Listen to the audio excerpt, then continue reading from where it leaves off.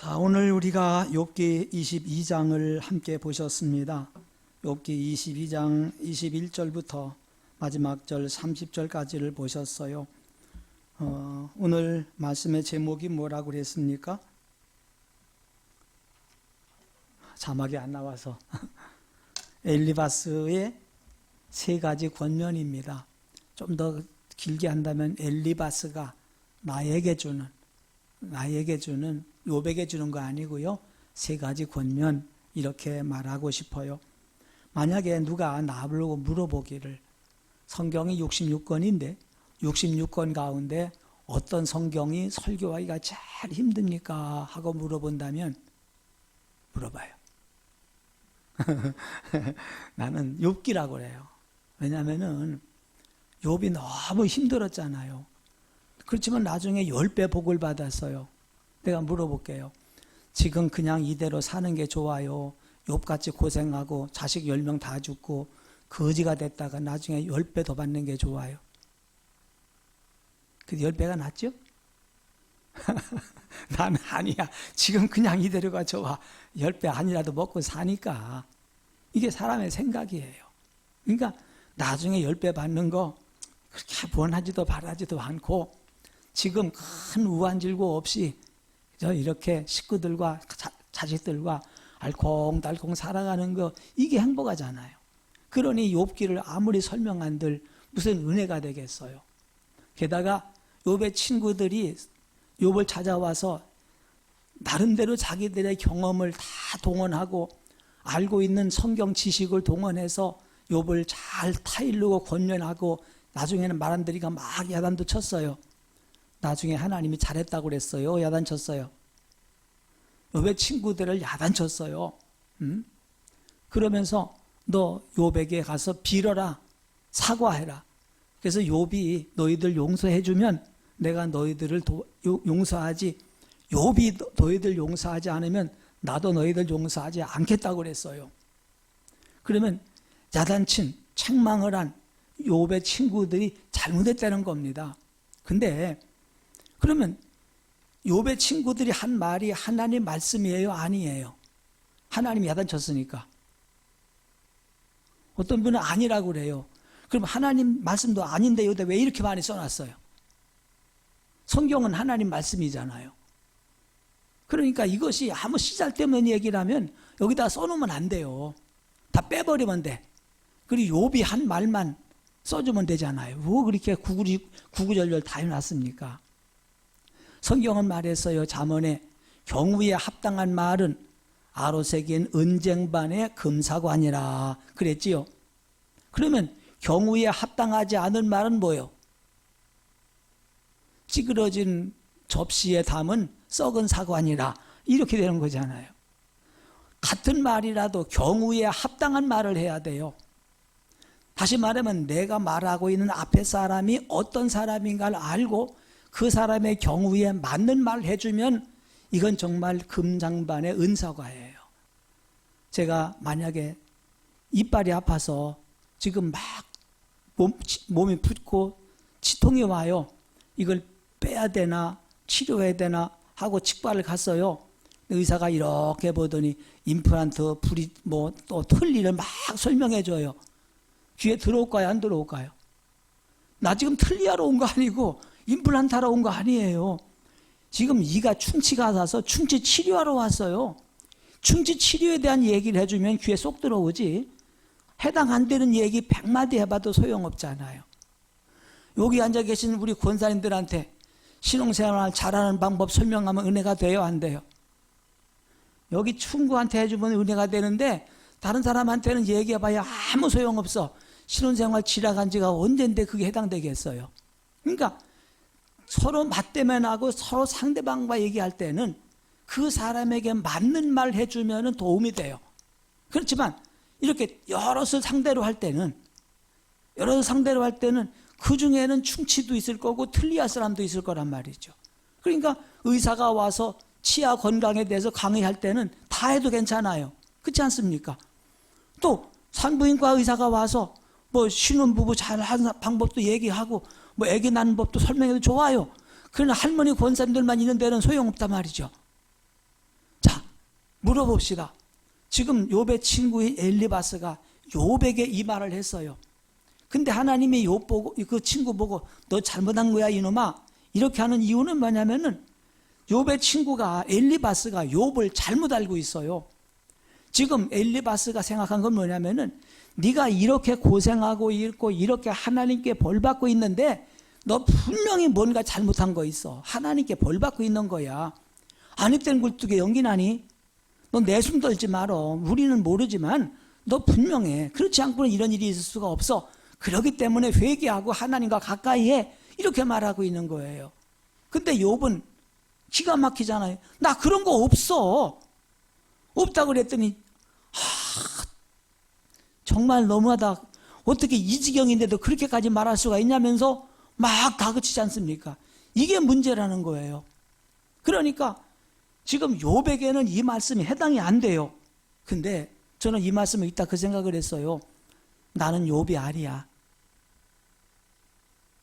그렇죠? 저는 욥이 아니에요. 황 목사예요. 황의봉이에요. 그럼 여러분은 욥입니까?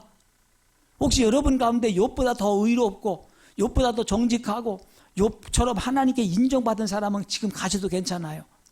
그런데 단언하지만 저를 포함해서 누구나 모든 사람이 욥만한 사람이 없어요.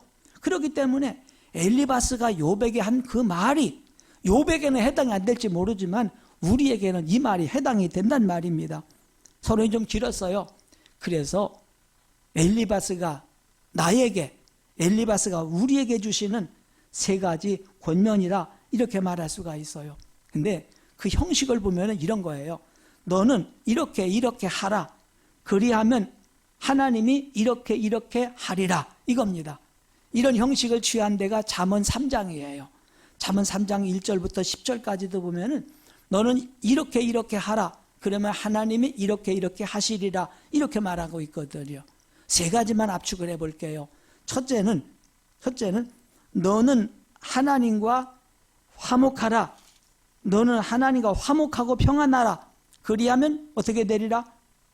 21절 복이 내게 임하리라. 한번 읽어봅니다. 너는 하나님과 화목하고 평안하라. 그리하면 복이 내게 임하리라. 첫 번째 우리에게 주시는 말씀이에요. 우리는 할 수 있으면 모든 사람과 화목해야 돼요. 원수와도 화목하라고 그랬어요. 물론 저 사람이 나한테 복은 안 줘. 화목해도. 그렇지만은 복은 안 줘도 해코지는 안 하잖아. 회방은 안 하잖아. 그렇기 때문에 별로 반갑지 않은 사람하고도 괜히 원수 맺고 등질 이유가 없어요. 그런 사람 등졌다가 언제 칼 맞을지 모르잖아요. 그렇기 때문에 우리는 살아가면서 할 수만 있다면 모든 사람과 원수와도 싸우지 말고 화목하고 살라고 그래요. 지금 우리 대통령과 정부가 일본하고 화목해요? 화목하지 않아요? 화목하지가 않아. 그러니까 서로 어긋장을 놓으니까 얼마나 불편합니까? 지난번에 한동안 왜 무역 때문에 엄청나게 어려웠잖아요. 또 이번에도 또 그 마음이 안 가셨는지 다른 나라들 다 몰아갈 때는 가만히 있더니 일본이 뭐라니까 발끈해가지고 또 나서니까 모든 항공 다 끊어져 버리고 말았대요. 그럴 필요 없어요. 그들과 별로 마음에 안 들어. 나도 일본 놈이라고 그래요. 그런다 할지라도 그들과 화목하고 살아가는 게 서로를 위해 유익할 수가 있어요. 그러면 생각을 해봐요. 사람과도 누구나 화목하고 살면 우리가 손해볼 것이 없는데 하물며 하나님과 화목해서 손해볼 게 있겠습니까? 우리가 하나님을 가리켜서 복의 근원이라고 하잖아요. 모든 복을 하나님이 주십니다. 그렇기 때문에 하나님이 복을 주시려고 하면은 누구도 막을 수가 없어요. 또 반대로 하나님이 그 사람 복을 주지 말아야겠다. 그러면은 누구도 그 사람 도와줄 수 없어요. 돕는 사람도 망한다고 그랬어요. 그렇기 때문에 무엇보다도 하나님과 화목하고 하나님과 잘 평안하게 지내야 돼요. 그래야 복을 받아요. 그럼 구체적으로 어떻게 하는 것이 하나님과 화목하는 것인가? 하나님과 화목하는 방법은요, 하나님을 자주 만나는 겁니다. 사람이 친구들끼리도요, 자주 만나면 점점 가까워져요. 멀면 멀어져요. 남자 여자 애인들도요, 군대 가서 한 3년쯤 얼굴 안 보고 살다 보면은 도망간 사람도 생겨요. 그러나 군대 가 있는 2, 3년 동안 면회 오고 전화하고 자주 만나면은 가까워질 수가 있어요. 하나님과 관계도 그렇고 사람과도 관계도 그렇고 가까워지고 화목해지기 위해서는 자주 만나야 돼요. 가까이 하는 것이 상책이라 그 말입니다. 그러면은 우리가 하나님과 가까이 하는 방법이 뭡니까? 예배잖아요. 하나님과 가까이 하는 방법은 예배입니다. 그럼 생각을 해봅시다. 한 주일에 한 번 예배 드린 사람하고 주일날 저녁에 수요일 예배 한 주에 3번 예배 드린 사람하고 누가 하나님하고 더 가깝겠어요? 그렇지 않습니까? 커피 한 잔 마시는 사람하고 3잔 마시는 사람하고 3잔 마시는 사람이 더 가깝잖아요. 하나님과 예배 시간에 가까이 하고 하는 사람일수록 더 가까워질 수가 있습니다. 또 그뿐이 아닙니다. 하나님과 기도하는 시간, 하나님 말씀을 읽고 배우는 시간, 이런 걸 늘리면 늘릴수록 우리는 하나님과 가까워질 수가 있고 그런 사람이 하나님의 복을 받을 수가 있어요. 기회만 있으면, 구실만 있으면 하나님을 찾아요. 그러면 하나님께서 복을 주셔요. 두 번째, 너는 전능자에게로 돌아오라. 23절이지요. 내가 만일 전능자에게로 돌아가면 내가 지음받을 것이며 또 내 장막에서 불의를 멀리하라. 이렇게 말합니다. 전능자에게로 돌아가라. 그러면 다시 일으켜 세워주리라. 이렇게 말합니다. 하나님은 전능하신 분이지요. 빛과 어둠을 지으셨어요. 복과 저주를 지으셨어요. 생명과 사망을 다스려요. 아까도 말했지만 하나님이 우리를 도와주려고 그러면 얼마든지 도와줄 수가 있어요. 우리 앞길을 막으려면 얼마든지 막을 수가 있어요. 그렇기 때문에 전능하신 하나님을 등지고 떠나가는 그 순간 인생의 내리막길, 다시 되찾고 돌아오는 그 순간부터 신앙이, 삶이 회복되는 거잖아요. 여러분 잘 아니까 설명 안 할게요. 요나 생각해 봐요. 하나님이 니느웨로 가라고 그러니까 도망가잖아. 다시스로 도망가요. 잘 되는 것 같았지만 잘 될 리가 없어요. 잘 될 리가 없어요. 다시 물고기 뱃속에서 3일 동안 죽을 고생하고 니느웨로 갔어요. 그때부터 니느웨도 살고 요나도 살더란 말이죠. 누가복음 15장에 나오는 그 둘째 아들 탕자 말이죠. 아버지 재산 다 뺏어서 먼 길로 나갔습니다. 처음엔 잘 나갔을 것 같아. 돈도 많고 친구들도 많고 뭐 얼마나 신났겠어요. 간섭하는 사람도 없고. 얼마 안 가서 돈이 바닥에 나버리잖아요. 집을 떠나는 그 순간, 아버지를 떠나는 그 순간부터 이미 내리막길이에요. 그러나 정말 창피하지만은 나 그냥 품꾼을 써달라면서 돌아오는 그 순간, 품꾼이 아니라 아들로서 인정해 주잖아요. 옷을 입혀주고 신발 씻겨주고 가락지 껴주면서 잔치를 해주지 않습니까? 이건 하나의 비유입니다. 그래서 하나님께로 돌아오는 것이 우리 회복의 지름길입니다. 유대인 부모들은 아이들이 말귀 알아들을 만한 나이가 되면은 하나의 이야기를 들려준답니다. 그 말귀 알아들 나이가 보통 10살쯤 되면은 이야기를 들려주는데 이런 이야기입니다. 동물 중에서 아주 꽤 많고 영리하기로 유명한 여우 한 마리가 바닷가에 살았어요. 그 바닷가에 사는 여우가 그 바다에서 헤엄치고 사는 물고기 잡아먹고 싶은데 잡아먹을 방법이 없네. 여우가 물속에 뛰어들어가 잡을 수는 없는 거 아닙니까? 그래서 가만히 생각하다가 이렇게 물속에 있는 그 물고기들한테 말했어요. 물고기 여러분, 바닷속은 위험하니까 물에 올라와서 우리랑 함께 살아요. 어부들이 그물을 쳐서 여러분 잡으려고 그래요. 또 큰 물고기가 여러분 잡아먹을지도 모르잖아요. 근데 육지에 올라오면은 어부가 안 잡아가고요. 큰 물고기도 없어요. 하고 소득이들 합니다. 이 물고기가 좀 멍청하거든요. 이 말이 맞을까 안 맞을까 잘 모르겠어요. 그때 생각했어요. 여우는 머리가 영리하니까 아마 그 말에 일리가 있을 거야. 이렇게 말하는 물고기도 있고 또 바닷속에 사는 게 위험하긴 하지만 우리 이제까지 여기 살아왔는데 거기 나와 어떡해. 여기 살자. 이런 물고기가 있다는 것입니다. 오랫동안 서로 논의한 결국 그들은 여우의 제안을 거절하기로 했답니다.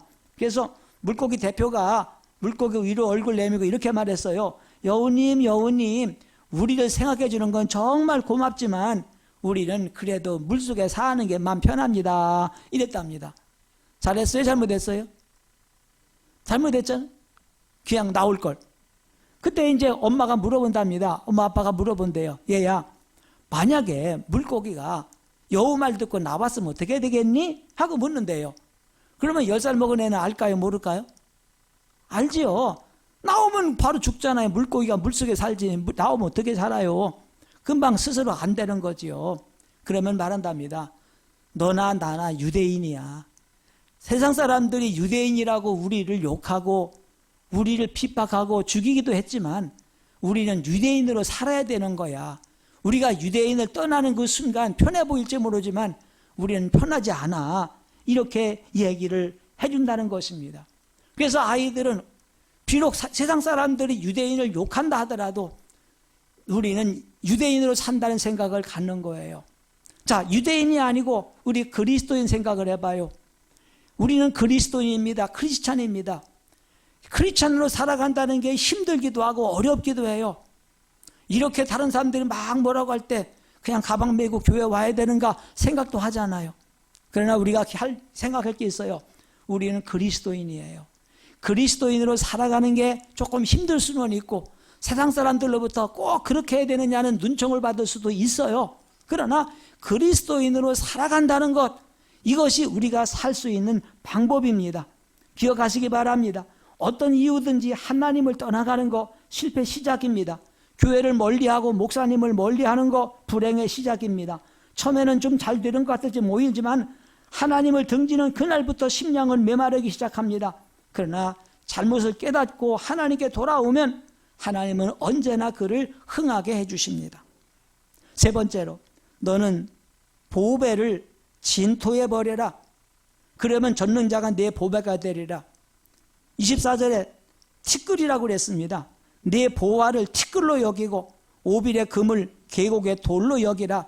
그러면 전능자가 내 보화가 되고 내게 고귀한 은이 되시리라. 이렇게 말합니다. 지금 세상을 살아가는 사람 가운데 돈 싫어하는 사람 없잖아요. 다 돈 좋아합니다. 그래서 교회 나와서 하나님 찾는 목적도 돈 잘 벌어 부자가 되게 해달라고 기도하고 있고, 또 교회 안 나오겠다는 사람도 교회 가면은 왜 그렇게 헌금 많이 하라고 하는지 돈 많이 들어 못 가겠다고 하고, 교회 오는 사람도 돈 때문에 오고 교회 안 오는 사람도 돈 때문에 안 오더란 말이지요. 물론 돈이 좋아요. 이 시대를 살아가는데 돈이 필요해요. 그러나 돈이 우상이 되면 안 돼요. 재물의 욕심 때문에 믿음에 손해보아서는 안 되지요. 그래서 바울이 디모데에게 말하기를 돈을 사랑함이 일만하게 뿌리가 된다고 그랬어요. 돈이 일만하게 뿌리가 아니에요. 돈을 사랑하는 것이 일만하게 뿌리가 된다고 그랬습니다. 예수님께서 한 사람이 두 주인 섬길 수가 없다고 그랬습니다. 재물과 하나님을 겸하여 섬길 수가 없다고 그랬습니다. 돈과 재물, 욕심 부린다고 얻어지는 게 아닙니다. 하나님이 주셔야 소유할 수가 있어요. 전도서 2장 26절에 하나님은 그가 기뻐하는 자에게는 지혜와 지식과 희락을 주시나 죄인에게는 노고를 주시고 그가 모아 쌓게 하사 하나님을 기뻐하는 자에게 그가 주게 하시지만 이것도 헛되어 바람을 잡으려는 것이로다. 이렇게 말했습니다. 또 사람이 하나님에게서 그에게 주신 바 일평생 먹고 마시며 해 아래 사는 모든 수고 중에서 낙을 보는 것이 선하고 아름다움을 내가 보았나니 이것이 그의 몫이로다. 또 어떤 사람에게든지 하나님이 재물과 부요를 주사 능히 누리게 하시며 제 몫을 받아 수고함으로 즐거워하게 하신 것은 내 노력의 결과가 아니고 하나님의 선물이라고 그랬어요. 돈과 재물은 하나님의 선물입니다. 욕심을 버려야 됩니다. 보화를 티끌처럼 여겨야 됩니다. 오빌의 금을 계곡의 돌멩이처럼 여기라고 그랬습니다. 그러면 하나님이 보배가 되어주십니다. 오빌의 금을 강가에 버리라고 그랬지요. 오빌이 어딘지는 모르겠지만 그 당시 최고의 값비싼 금이 오빌의 금이었습니다. 오빌산 금이었어요. 이걸 그냥 돌멩이처럼 여기라는 거예요. 그러면 하나님께서 금이 되어주시겠다고 말씀하십니다. 하나님을 자기 하나님으로 모시는 사람은 먼저 내가 가장 소중히 여기는 것을 포기할 수 있어야 됩니다. 문제는 뭐냐면 버릴 것을 버리지 않기 때문입니다. 흔히 사람이 재산이다 이렇게 말합니다. 맞는 말이지요. 그러나 더 중요한 것은 하나님이 재산입니다. 하나님을 가까이 하는 것이 복입니다. 어떤 이유에서든지 하나님을 멀리하는 것이 화입니다. 엘리바스가 말한 것처럼 불의와 탐욕이 우리 가운데 있다면 과감히 청산해 버려야 되겠습니다. 이런 것 때문에 친구와 멀어지고 이런 것 때문에 부모와 멀어져도 안 되는데 이런 것 때문에 하나님과 멀어진다면 얼마나 어리석은 사람입니까? 하나님을 가까이 하는 성도가 되기를 바랍니다. 하나님과 화목하는 성도가 되기를 바랍니다. 기도하겠습니다.